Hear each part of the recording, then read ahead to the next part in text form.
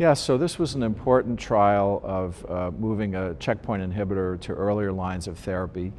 This was a trial in which patients initially received chemotherapy with a fluorinated pyrimidine and platinum, and they had to achieve either a response or a stable disease.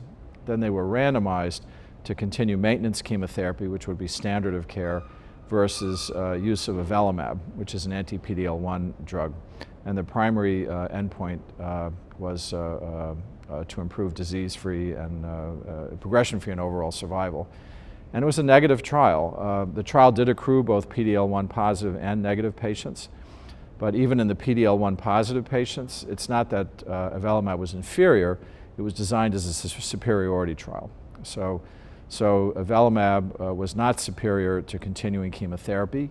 And you do see a late separation in the survival curves, but you see that with every immunotherapy trial, particularly in PD-L1 positive patients, that there is a late benefit in a subset of patients. There was a less toxicity, which is not surprising because the more severe toxicity for checkpoint inhibitors is in 5% of patients. But it indicates, again, that there's not a clear role to move these drugs up earlier in esophageal gastric cancer. Avelumab maintenance was not superior to chemotherapy, and the late benefits suggest that the role of these drugs remains in later line treatment. That's been reinforced in all the recent randomized trials. First line KEYNOTE-62, chemotherapy with or without checkpoint inhibitor, adding a checkpoint inhibitor early on was no better than chemotherapy alone.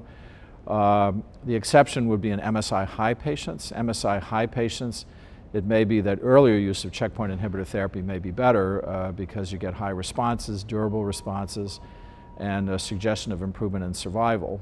But I think this trial reinforces that there is a role for these drugs, but they're not ready to be moved up into earlier line treatment and not yet would replace chemotherapy as a maintenance strategy.